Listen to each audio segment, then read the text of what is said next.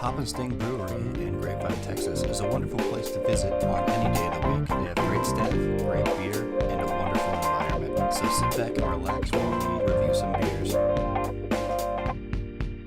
Hey everybody, Beards and Beers here with another edition of our beer reviews. So today we're here at Hop and Sting in Grapevine, Texas. It's a great little brewery. They got a little two-tier, thing. You can see through a glass panel back here all of their brewing process. You can, watch it while you're drinking their wonderful, wonderful beers. Josh and I here have both been here several times, and we love their beers. Great brewery. So we're just gonna go through a little bit of their history here before we, dive into the beers. Yeah, so basically Hop and Sting is another younger brewery on our list that we're hitting, and a little under 2 years we're going out here. It was originally, this facility was owned by Grapevine Brewing, and then after a while taken over by Hop and Sting as their main brewery and tap house right here. So they specialize in small batch ales and lagers, and just always producing a great series of flavors and aromas, and just an awesome crew here. See, and I know you said that they specialize in the ales and the lagers, but one thing that they're really known for is their stout. Oh yeah, Frigid Underworld. They do several tappings of that throughout the year. During different times of the year, they'll put different flavors to that beer. Sometimes it's bourbon barreled, sometimes it's not, sometimes it has vanilla, sometimes it doesn't. There's all kinds of different flavors that they do with this beer, and every variation that I've had of it is just amazing. Their infusions and barrel agings with that are phenomenal. It really is. Absolutely.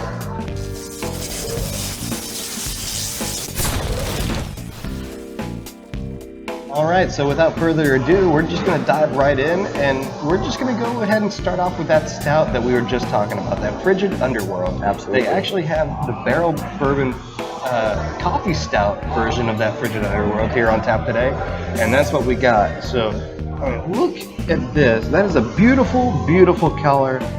It looks just like a stout should. It has a nice little bit of head on there. Of course, we got the little taster samples of them, so it's not like a big huge glass, so you can't really see all the head that you normally would, but still, let's go ahead and smell it.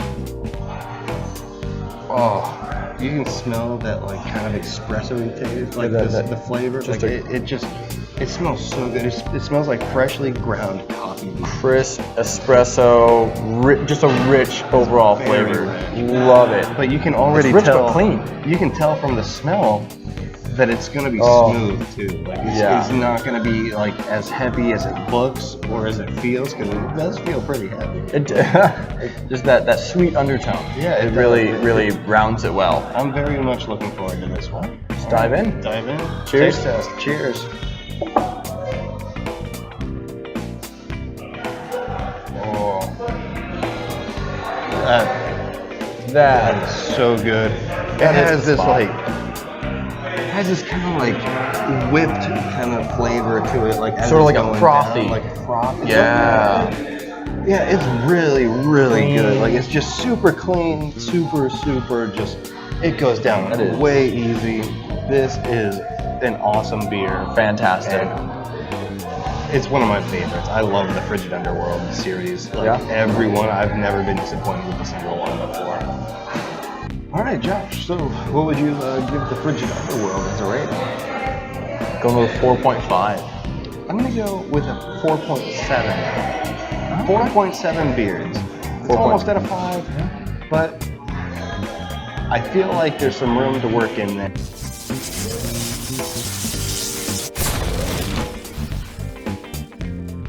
Alrighty guys, so we're going to go to another beer here. This is the Burton on the Trinity. Alright, so this is sort of a look for it. A Burton beer is sort of a unique style of beer, and apparently the gentleman, one of the master brewers here, his last name is Burton, and he did some research on the beer and realized that there weren't really a whole lot of them in the area that are made, and so he wanted to sort of do something a little bit different, a little bit unique. And correct me if I'm wrong, Burton beers are almost like a barley wine. They're similar to a barley wine. Yeah, very similar. Absolutely. They're just not as sweet, right? Yeah, they have somewhat of a sweetness, but not quite what a barley wine would have. A little bit strong, a little bit on the darker side than a barley wine. Barley wines tend to be a little bit lighter in coloration. Yeah. But this definitely, I mean, appearance-wise, holds up to the standards of what you would imagine a Burton beer to be like. Look at that color. That is just Beautiful. Beautiful. Sort of a That's a hazy, great caramely color. That's It what looks you want to see nice. in a beer. Is good Absolutely. color. Let's check out the aroma on this one. Yeah. Oh, that is a clean, That is very fruity, which is what you find with the barley wines. It's got a little bit of sourness, but nothing too overpowering. Yeah. I mean, a little. I guess tart would be a better. It has a soft little bit of tartness. like a citrusy note to it. Like very. Yeah, fruity, It's very citrusy, light. sort of all-encompassing there. That is awesome. What a great smell. It Great aroma. just smells very well rounded. It does. It looks and smells fantastic. I can only imagine what it's going to taste like. I'm ready. Are you ready, brother? I'm ready, brother. All right. Cheers. Cheers. Beers. Oh wow. That actually wasn't exactly what I was expecting. I wasn't expecting. I mean, No. you get some of the fruit up front. You get the citrus on the back. But then, right at the end, it like changes flavors. It shifts. Like it shifts. sort of just like jumps around at you. It goes from nice and sweet to like I don't know what the word is. You get a little bit of hops in there, but not. The hops are mainly on the back tones of the And they're flavor. more aromatic than bitter. They are, yeah. But you still get a little bit of bitterness, which contradicts the sweetness of that fruity Yeah. citrus, the acidity there. It's and just very well played out through that is a fantastic build. I mean, so I'll be honest, this is my first Burton beer I have, and I mean, I love it. Awesome. I really enjoy this style. This was very good. So, what would you say you would rate this one? How many beards is this drink?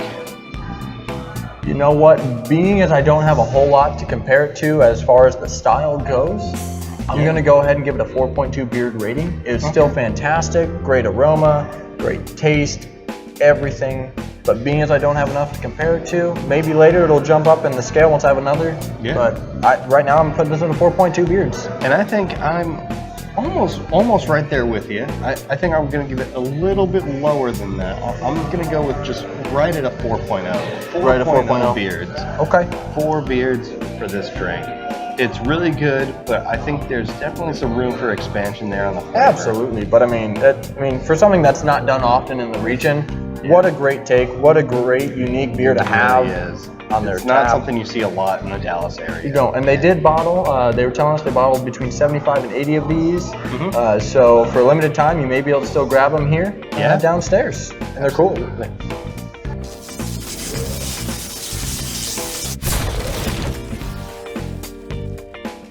And moving on. Next one here is the Galactic Haze. Now, So what's different about this Haze IPA, Josh? I know we've had a couple hazy IPAs already. This one is a Belgian white IPA. So You don't hear that a lot. No, you really don't. It's a unique one, and it's very popular around here. Oh, so right. you've got IPAs. You've got your white IPAs. This is even a step further, a Belgian white IPA. Belgian white it's like this like Belgian white IPA had a baby. It became a hazy IPA, and that's what we got here. Well, it's like mixing a Hefeweizen into a white IPA, right? Exactly. Like And if that doesn't sound good to you, I don't know what will. Because you may I be don't on the like wrong channel IPAs, here. and that sounds like it would be good to me. So Like we said, we aren't big IPA fans, but I'll tell you what, I like this one. honestly, if you drink local, you will find beers that you like in that style that you think you hate. Just talk to your local bartenders and brewers about, hey, what you like. Doesn't even have to be beer. Tell them what you like. Tell them, do you like chocolate? Do you like What is your flavor fruit? profile? That's what it goes down to. Exactly. And at your local craft beer location, like Hop and Sting or at Brutal, tell them what you like, and just say, hey, surprise me. This is what I like, and they will find a killer beer that you will love every time. Because that's what they know. Beer is what they know, what they live, what they breathe. It's what they love. Everything. It's great. So, All right. without Well, let's move further on in. ado, would you like to go to the smelling of this beer? Absolutely. We've got this beautiful Belgian white IPA coming in at 7.2%. And look at that color on Just that. a great hazy color. It looks very like lemony and It looks like a nice clean summer beer. It really does. All right. It just looks like it looks like something you would drink when it's 100 degrees outside. Absolutely. All right, let's give it a All smell. Oh, that citrus off the front. Oh yeah. Oh, that is beautiful. That is just. You get it that just citrus. hits you with that citrus. It does. It just enriches it's your very, nostrils. very citrus forward. Oh, it's beautiful.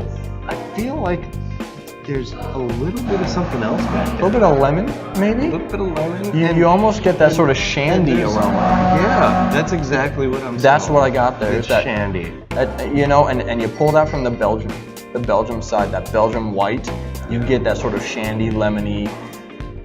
That side of the citrus spectrum, as opposed to more orange, is what we've been finding. I'm digging it. I love it. I love it. Let's jump taste into it. this taste. Cheers. Cheers.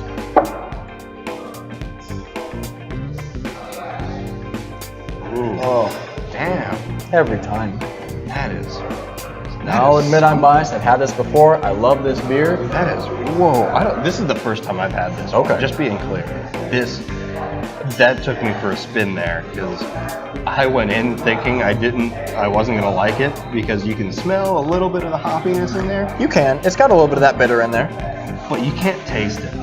It comes off a little bit on the end notes, but it's not super heavy. This is a great, well balanced hazy IPA. It is very nice white Belgium IPA. And you know that white Belgium, it really comes through. I think when on the finish, that's where you get it. It sort of lingers for a moment. You get that. You get the aroma, the scent, the flavor, everything. It just such a unique beer, and it's such an awesome beer to have, to be a local favorite with how unique it is. All right.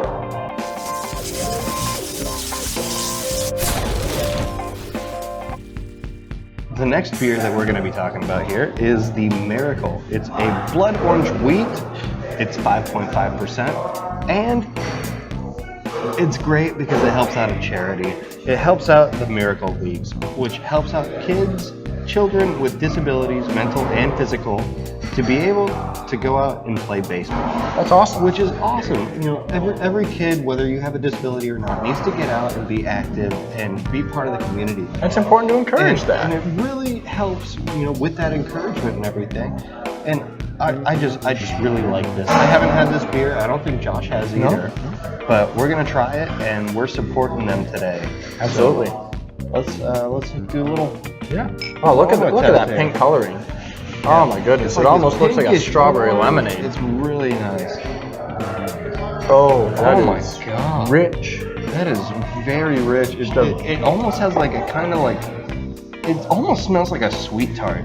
So it's you get that blood orange right off the front, that very vibrant aroma. It almost smells like a sweet tart. Like It really blood does. orange Yeah, sweet tart. a blood If that orange was sweet a tart. thing. If Can you we make that a imagine thing? that.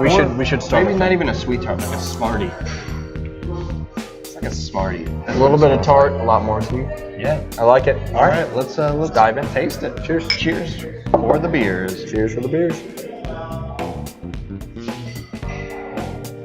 Ooh, Oh my goodness. that comes. What another just comes unique at beer. you with that great blood orange flavor. And I know sometimes the blood orange flavor can definitely be overwhelming, but they have a very, very nice balance. Absolutely. It's not too overpowering.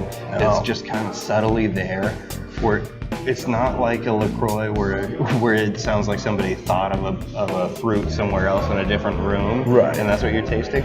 But it's just perfectly there, where you can taste just enough of it to where it doesn't overwhelm your senses, but it doesn't leave you wanting more.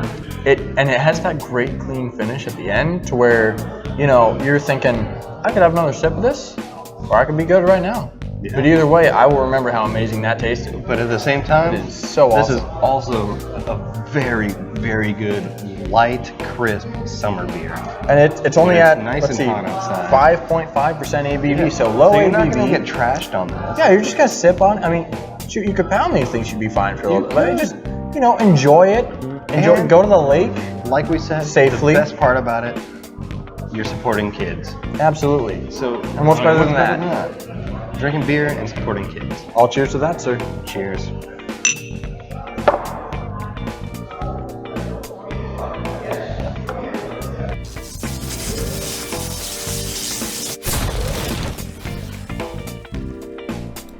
Hey everybody, Justin and Josh here. Just wanted to stop by and say thank you for watching our video. We really appreciate the support. Don't forget to like and subscribe. In the meantime, we'll be working on more content for you, and we'll be back as soon as we can with that. Beards and Beers out.